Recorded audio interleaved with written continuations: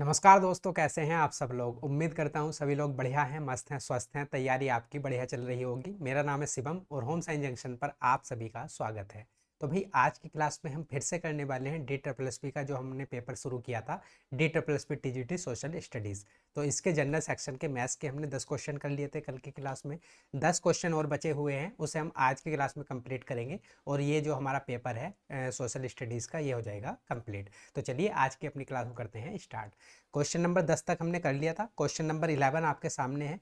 Question में बोला गया है भाई, ए और बी इस प्रकार साझेदारी करते हैं कि ए के निवेश का 5 गुना बी के निवेश के 6 गुने के बराबर है। यदि कुल लाभ 11,000 रुपये है तो ए का हिस्सा क्या होगा, ये हमें बताना है। तो यहाँ पर दो साझेदार हैं, एक है ए और एक है बी। अब कंडीशन है क्या, ए के निवेश का 5 गुना, ए के निवेश का 5 गुना किसके बराबर है, बी के निवेश के 6 गुने के, बी के निवेश के 6 गुने के। ये आपको कंडीशन दे रखी है। तो यहाँ से हमें पता चल जाएगा कि ए और बी का जो है पूंजी लगाने का अनुपात क्या है। तो यहाँ से अगर आप ए अनुपात बी निकालना चाहें, ए बटा बी, तो क्या हो जाएगा, ये 6 है, यहाँ अपोन में चला जाएगा 6/5। तो यहाँ से हमें पता चल गया कि ए ने जो है 6 यूनिट पूंजी लगाई है और बी ने कितनी लगाई है, 5 यूनिट। तो यहाँ से हमें इनका पूंजी का अनुपात पता चल गया, 6:5। अब आगे देखते हैं, आगे हमसे क्या पूछा गया है। उसके बाद भी हमसे पूछ रहा है, यदि कुल लाभ 11,000 रुपये हो तो ए का हिस्सा क्या होगा। तो ए ने जो है 6 यूनिट पूंजी लगाई है, बी ने कितनी लगाई है, 5 यूनिट। तो दोनों को जो लाभ होगा कंबाइंड, वो जो है इन दोनों की अगर हम पूंजी को ऐड कर दें उसी अनुपात में हो जाएगा, है ना। अगर ए ने 6 यूनिट लगाई तो ए को हो जाएगा 6 यूनिट के अकॉर्डिंग लाभ, और बी ने अगर 5 यूनिट लगाई है तो बी को उसी के अकॉर्डिंग लाभ होगा। तो टोटल मिला के इन्होंने कितनी पूंजी लगाई है, 11 यूनिट। और 11 यूनिट की ही वैल्यू आपको क्वेश्चन में दे रखी है, 11,000 रुपये, है ना। 11 यूनिट की ही वैल्यू आपको दी गई है, 11,000 रुपये। हमें क्या बताना है, ए का हिस्सा। तो ए का हिस्सा कितना है, 6 यूनिट, है ना। अगर 11 यूनिट की वैल्यू 11,000 है तो 6 यूनिट की वैल्यू कितनी हो जाएगी, 6 यूनिट की वैल्यू हो जाएगी 6,000। तो यहाँ से हमें ए का हिस्सा पता चल गया। ऐसे ही अगर हम बी का हिस्सा पता करना चाहें तो बी का हिस्सा कितना हो जाएगा, 5,000 रुपये, है ना। तो ए का हिस्सा 6,000 रुपये, बी का हिस्सा 5,000 रुपये, दोनों का मिलाकर 11,000 रुपये। समझ पाए होंगे। तो चलिए हमारा जो ये है सेकंड ऑप्शन हो जाएगा करेक्ट ऑप्शन। आगे बढ़ेंगे, क्वेश्चन नंबर 12। क्वेश्चन नंबर 12 है भाई, एक निश्चित राशि पर 13% की वार्षिक दर से 10 वर्ष और 11 वर्ष के लिए साधारण ब्याज का अंतर 52 रुपये है। राशि हमें बतानी है। तो बात हो रही है सिंपल इंटरेस्ट की, साधारण ब्याज की, और जो ब्याज की दर है, रेट परसेंट है, वो कितना है, 13%। और जो टाइम की अगर हम बात करें तो टाइम जो है वो 1 ही साल का होगा, क्योंकि 10 वर्ष और 11 वर्ष, है ना, 10 वर्ष और 11 वर्ष, तो इनमें जो अंतर आएगा, डिफरेंस आएगा, 1 साल का आएगा। और जो डिफरेंस दे रखा है सिंपल इंटरेस्ट का, वो कितना दे रखा है, 52 रुपये। तो कहने का मतलब ये है, अगर ब्याज की दर 13% है और 1 साल के लिए ही हम ब्याज जो है काउंट कर रहे हैं, तो 13% की वैल्यू क्या दे रखी है आपको क्वेश्चन में, 52 रुपये। समझ पाए होंगे, क्योंकि 10 वर्ष और 11 वर्ष के बीच अंतर का जो है साधारण ब्याज कितना है, 52 रुपये है। ब्याज की दर है 13%, और ये बात हो रही है 1 साल के लिए, क्योंकि अंतर 10 साल और 11 साल का अंतर 1 साल का ही होगा।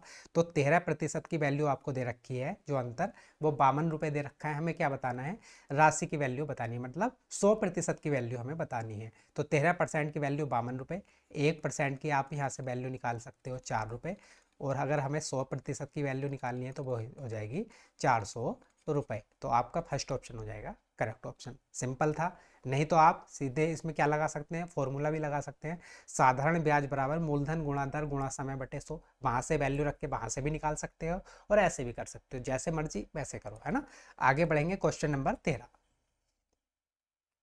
क्वेश्चन नंबर 13 है, बलराम कुल दूरी का 2/5 भाग बस से और शेष 60 किलोमीटर कार से तय करता है। उसकी यात्रा की कुल दूरी कितनी है, ये हमें बतानी है।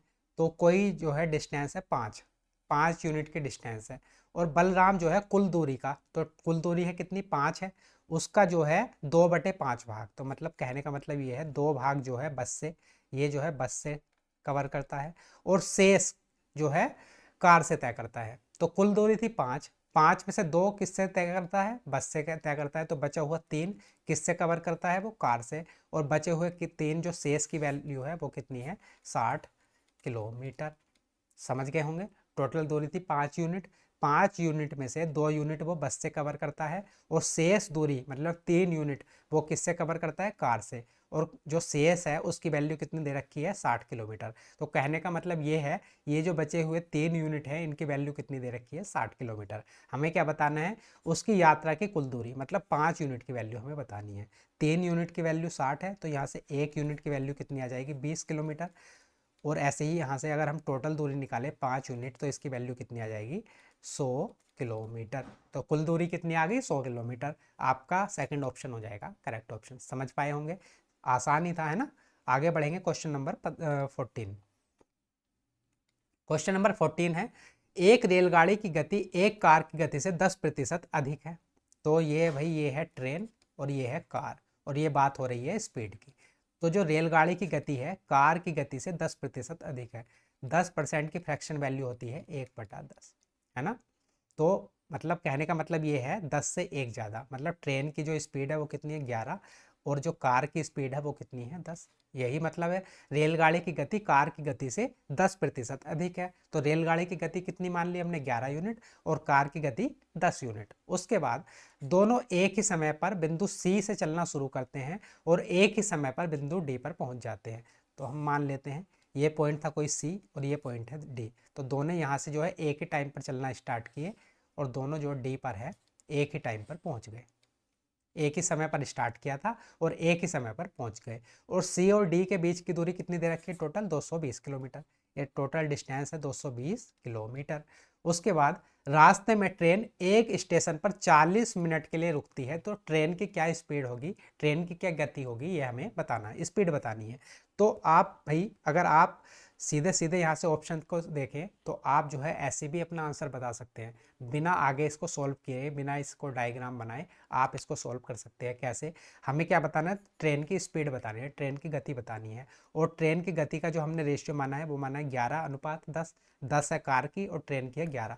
तो हमें बेसिकली हमें 11 यूनिट की वैल्यू बतानी है। वो 11 के आगे क्या होगा, ये 11x है, ये 10x है ना। तो 11x की वैल्यू हमें निकालनी है।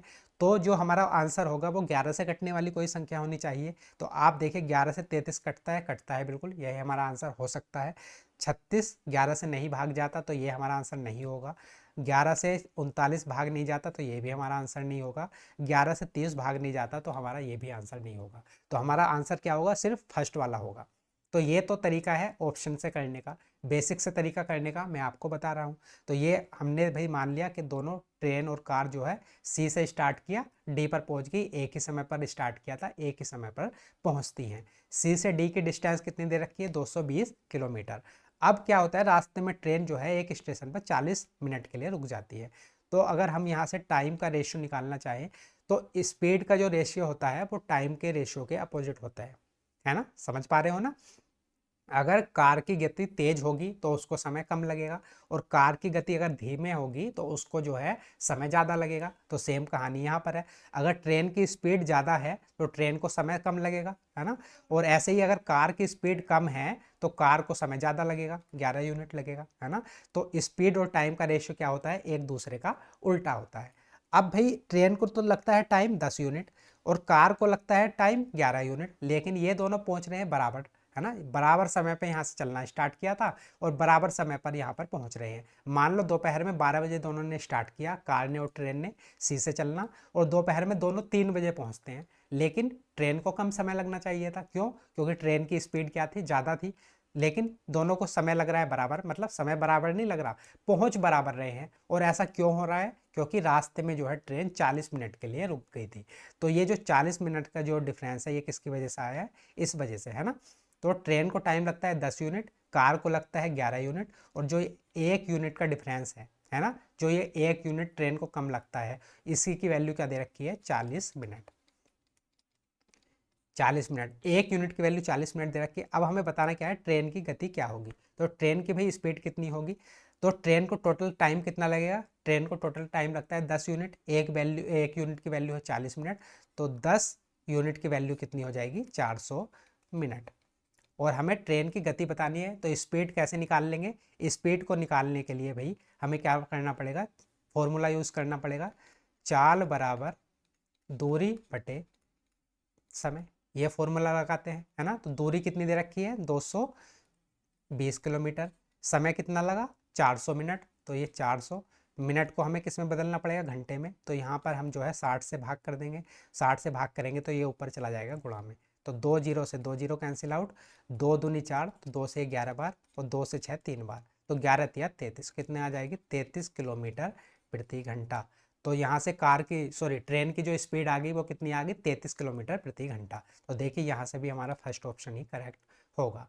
तो समझ पाए होंगे आप जो है यहाँ से भी सिर्फ एक लाइन लिख के भी अपने क्वेश्चन का आंसर कर सकते थे, लेकिन कई बार ऐसा होगा कि दो ऑप्शन ऐसे फंस जाएंगे या 3 ऑप्शन ऐसे फंस जाएंगे कि आप जो है ऑप्शन की हेल्प से अपना आंसर नहीं कर पाएंगे, तब आपको ये बेसिक तरीका ही यूज़ करना पड़ेगा। और बेसिक तरीका भी ये बहुत ज़्यादा बेसिक नहीं है, ये भी शॉर्टकट ही है। कैसे, स्पीड का रेशियो हमने मान लिया 11:10, तो टाइम का जो रेशियो होता है वो होता है स्पीड से उल्टा 10:11, और जो है दोनों एक ही समय पर स्टार्ट किए थे, एक ही समय पर पहुंच रहे हैं, और ट्रेन जो है बीच में जो है 40 मिनट रुकी थी, तो ये जो 1 यूनिट की जो एक डिफरेंस आ रहा है ये किसके बराबर है 40 मिनट के। तो टोटल ट्रेन को टाइम कितना मिला लगा ए सी से डी तक पहुंचने में 400 मिनट। यहाँ से हमने क्या निकाल ली, ट्रेन की गति निकाल ली। समझ पाए होंगे। आगे बढ़ जाते हैं क्वेश्चन नंबर 15। क्वेश्चन नंबर 15 है 30 आदमी एक काम को 16 दिन में कर सकते हैं, जबकि 6 लड़के उसी काम को 120 दिन में कर सकते हैं। तो भैया 30 मैन है, ये एक काम को कितने दिन में कर रहे हैं 16 दिन में, और ऐसे ही 6 बॉयज़ हैं, ये उसी काम को कितने दिन में करते हैं 120 दिन में। तो हमें बताना है 12 लड़के और 8 आदमी मिलकर उसी काम को कितने दिन में पूरा करेंगे। तो यहाँ से हम जो है इनकी एफिशिएंसी निकाल लेते हैं। तो कैसे निकालेंगे भाई, 30 से 120 चला जाएगा 4 बार, और 4 से 16 चला जाएगा 4 बार, तो 4 मैन बराबर हो जाएंगे 6 बॉयज़ के।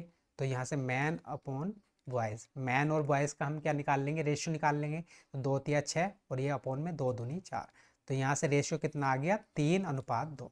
मतलब एक आदमी एक दिन में कितना काम करता है 3 यूनिट, और एक लड़का एक दिन में कितना काम करता है 2 यूनिट। तो यहाँ से हम अब टोटल काम भी निकाल सकते हैं। 30 आदमी लगते हैं, है ना, और एक आदमी एक दिन में कितना काम करता है 3 यूनिट। तो 30 आदमी एक दिन में कितना काम करेंगे 30 तिया 90, और कितने दिन में काम कंप्लीट करते हैं 16 दिन में, तो गुणा 16। तो ये कितना आ गया, ये आ गया टोटल वर्क। टोटल वर्क 90 गुणा 16, ये टोटल वर्क आ गया, कुल कार्य आ गया। अब भाई 12 लड़के और 8 आदमी मिलकर उसी काम को कितने दिन में पूरा करेंगे। तो एक लड़का एक दिन में कितना काम करता है 2 यूनिट, तो 12 लड़के एक दिन में कितना काम करेंगे 24 यूनिट। ऐसे ही एक आदमी एक दिन में कितना काम करता है 3 यूनिट, तो 8 आदमी एक दिन में कितना काम करेंगे 8 तिया 24। तो ये 12 लड़के और 8 आदमियों का एक दिन का काम कितना आ गया 48 यूनिट, और टोटल काम है कितना 90 गुणा 60। इससे हम जो है दोनों के मतलब 12 लड़के और 8 आदमियों के एक दिन से अगर हम भाग कर दें तो हमें पता चल जाएगा कि ये टोटल काम कितने दिन में कंप्लीट हो जाएगा। तो 16 तिया 48 और 3 से 90 चला जाएगा 30 बार, तो कितने दिन लग जाएंगे, टोटल लग जाएंगे हमें 30 डेज 30 दिन। तो आपका सेकंड ऑप्शन हो जाएगा करेक्ट ऑप्शन। समझ पाए होंगे। आगे बढ़ते हैं क्वेश्चन नंबर 16। क्वेश्चन नंबर 16 है 4 समान वृत्तों के क्षेत्रफलों का योग एक गोले के कुल पृष्ठीय क्षेत्रफल के बराबर है। यदि वृत्त की त्रिज्या 10 सेंटीमीटर है तो गोले की त्रिज्या क्या होगी। तो 4 समान वृत्तों के क्षेत्रफल का योगफल, तो वृत्त के क्षेत्रफल का फॉर्मूला क्या होता है, वृत्त के क्षेत्रफल का फॉर्मूला होता है पाई आर स्क्वायर, और यहाँ पर बात हो रही है 4 समान वृत्तों की, तो गुणा 4।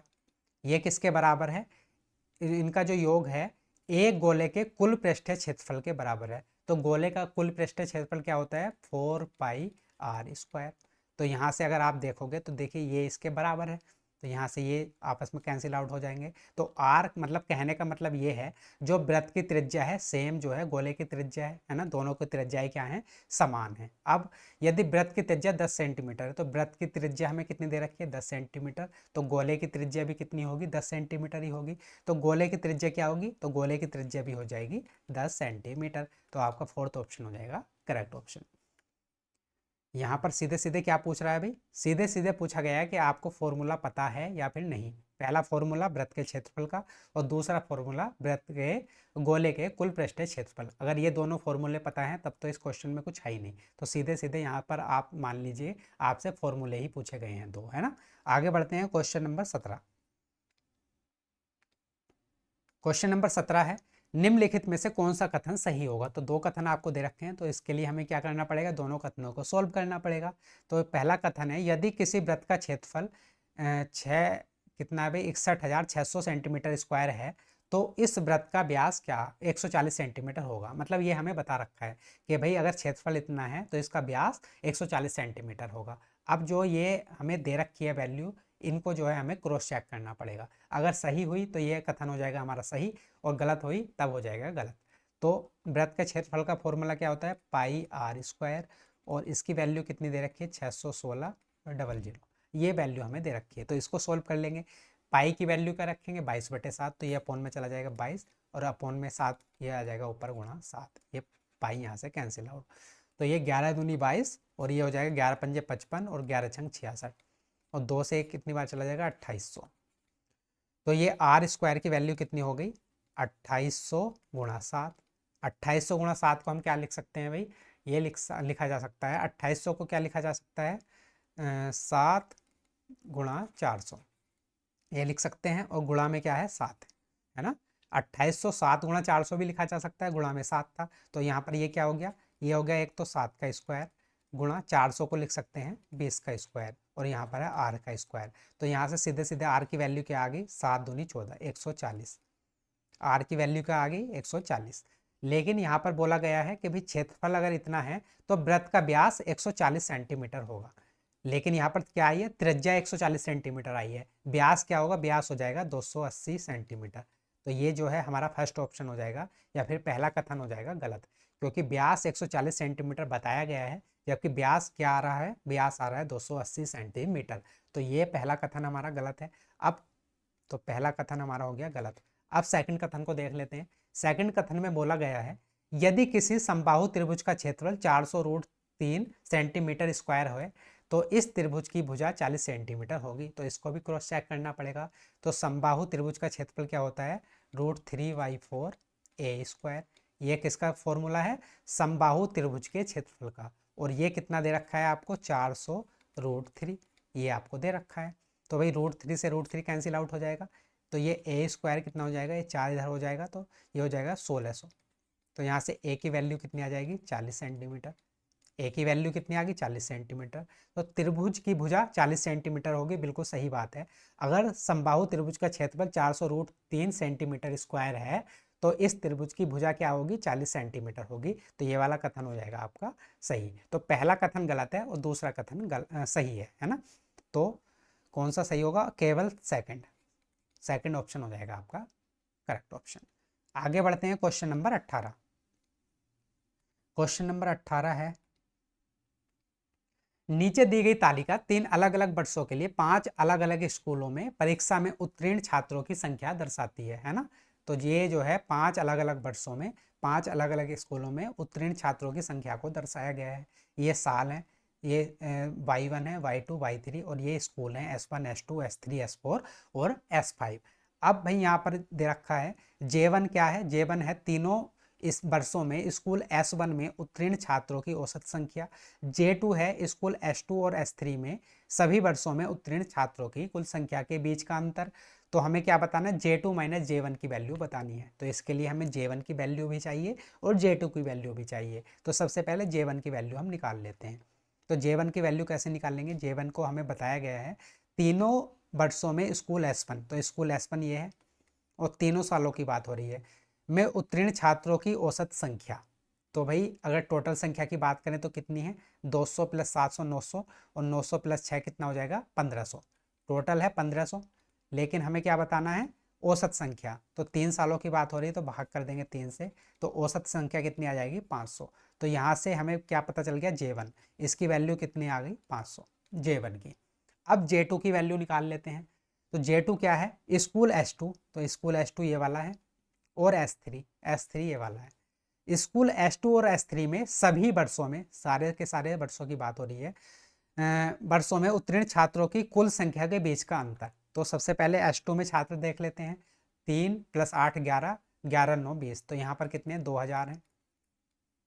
ऐसे ही S3 में अगर हम स्टूडेंट्स देखें तो 400 + 200 600 और +3 900, तो कितने हैं 920। यहाँ पर कितने 920। तो हमें क्या बताना है, इन दोनों की जो है छात्रों की संख्या के बीच का अंतर लेना है, मतलब 2000 और 920 का अंतर लेना है। तो इनको 2000 में से 920 माइनस करेंगे तो क्या बचेगा, 1080। तो ये वैल्यू किसकी आ गई, ये वैल्यू आ गई हमारे पास J2 की, ये वैल्यू आ गई J2 की। अब क्या बताना है, J2 माइनस J1 हमें बताना है। तो J2 की वैल्यू भी हमारे पास है, J1 की वैल्यू भी हमारे पास है, बड़े आसानी से बता देंगे। J2 की वैल्यू है कितनी, ये है 1080, और J1 की वैल्यू कितनी है 500। तो इसमें से हमें क्या 500 माइनस करना है। तो क्या आ जाएगा यहाँ पर, ये आ जाएगा भाई हमारे पास 580। कौन सा ऑप्शन सही हो जाएगा, ऑप्शन नंबर 2। ऑप्शन नंबर 2 हो जाएगा हमारा करेक्ट ऑप्शन। समझ पाए होंगे। तो यहाँ पर सिर्फ जोड़ घटा करनी थी, बाकी कुछ ऐसा नहीं था, है ना, मुश्किल जो काम हो। आगे बढ़ जाते हैं क्वेश्चन नंबर 19। क्वेश्चन नंबर 19 है, नीचे दिया गया लाइन चार्ट 6 कंपनियों के व्यय और बचत को दर्शाता है। तो ये लाइन चार्ट दे रखा है, ये जो गोल वाले हैं, है ना, ये वाले, ये किसको दर्शा रहे हैं, ये दर्शा रहे हैं व्यय को। और ये जो स्क्वायर वाले हैं, ये किसको दर्शा रहे हैं, ये दर्शा रहे हैं बचत को। अब कंपनी पी तथा क्यू की आय का योग क्या होगा, हमें दोनों की आय बतानी है। और आय के लिए हमें ब्रैकेट में दे भी रखा है, आय किसके बराबर है, व्यय प्लस बचत को अगर दोनों को हम जोड़ दें तो हमें क्या प्राप्त होती है, आय होती है ना। अगर हम खर्च को और बचत को दोनों को जोड़ें तो हमें क्या मिल जाएगी, आय मिल जाएगी। ये आपको दे रखा है। तो हमें पी और क्यू की कुल आय बतानी है। तो पी के अगर हम बात करें, अगर हम पी की बात करें, अगर हम खर्च की बात करें, है ना, तो हमें जो है आय निकालनी है तो दोनों को जोड़ना ही पड़ेगा, बचत और व्यय दोनों को जोड़ना पड़ेगा। तो अगर हम पी की बात करें तो पी की कितनी है, 300 प्लस 500 800। ऐसे ही अगर हम क्यू की बात करें तो 300 प्लस 200 कितना, 500, ये हो जाएगा 500। और जो है पी और क्यू दोनों की आय का योग बताना है, तो 800 प्लस 500 कितना हो जाएगा, 1300। तो आपका सेकंड ऑप्शन हो जाएगा करेक्ट ऑप्शन। तो देखिए कितना सिंपल सा क्वेश्चन था, सिर्फ हमने जोड़ करना था। और ये सारी चीज़ें हमें बता भी रखी हैं कि आय बराबर है व्यय प्लस बचत के, तो सिर्फ हमें जोड़ के बताना था। तो सेकंड ऑप्शन हो जाएगा करेक्ट ऑप्शन। तो आपको हर बार जो है डीआई के क्वेश्चन से घबराने की ज़रूरत नहीं है। कई बार बड़े सिंपल से क्वेश्चन भी होते हैं कि मैथ्स के जो दूसरे टॉपिक हैं उनसे काफ़ी सिंपल क्वेश्चन भी आपसे पूछे जाते हैं। तो लास्ट क्वेश्चन कर लेते हैं आज की क्लास का, क्वेश्चन नंबर 20। क्वेश्चन नंबर 20 है, ये भी डीआई का क्वेश्चन है। नीचे दिया गया बार ग्राफ एक छात्र द्वारा 6 विषयों में प्राप्त अंकों का प्रतिशत दर्शाता है ना।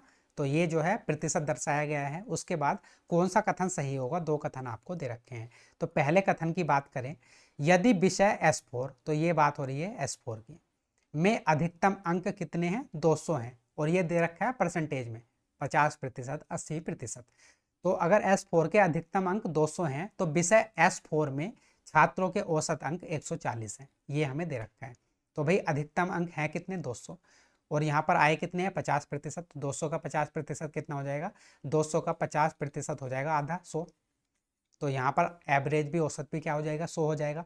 लेकिन यहाँ पर बोला गया है कि छात्रों के अंकों का औसत 140 है, तो ये तो गलत बात है। तो ये पहला कथन आपका हो जाएगा रॉन्ग। अब दूसरा कथन देख लेते हैं। दूसरा कथन है, यदि विषय S2, तो S2 यहाँ पर है, और S3 है यहाँ पर, है ना, कि अधिकतम अंक क्रमशः 100 और 150 हैं। तो S2 के तो भाई 100 हैं, और जो S3 हैं इसके कितने हैं, 150 दे रखे हैं। तो विषय S2 और S3 में छात्रों के औसत अंक 37.5 हैं, ये हमें बताना है।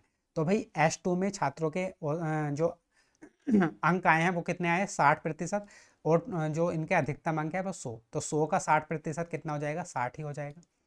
ऐसे ही अगर हम S3 की बात करें तो S3 में जो है छात्रों के कितने नंबर आए हैं, 30%, और अधिकतम जो मैक्सिमम मार्क्स हैं वो है 150। तो 150 का 30% कितना हो जाएगा, ये हो जाएगा 45। तो S3 में आए हैं 45।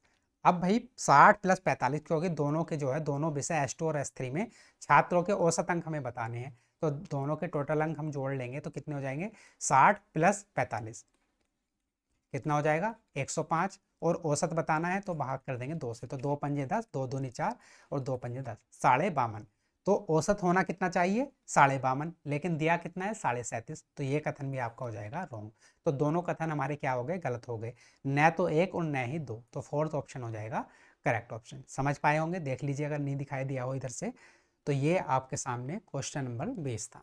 तो ये भाई हमने 20 के 20 क्वेश्चन कर लिए हैं कंप्लीट, और ये पेपर भी हो चुका है हमारा कंप्लीट। अगर क्लास अच्छी लगी हो तो लाइक कर देना, शेयर कर देना, और शाम को जो है रीजनिंग की क्लास ज़रूर देखना। रीजनिंग में हम जो है टॉपिक वाइज प्रैक्टिस कर रहे हैं। और अगर आपको जो है इसका पीडीएफ चाहिए, इस क्लास का पीडीएफ या पिछली जितनी भी हमारी क्लासेस हुई हैं उन सब का पीडीएफ चाहिए, तो वो मिल जाएगा Telegram channel paper 1 by Shivam Chauhan पर। तो चलिए मिलते हैं शाम को, तब तक के लिए नमस्कार, धन्यवाद।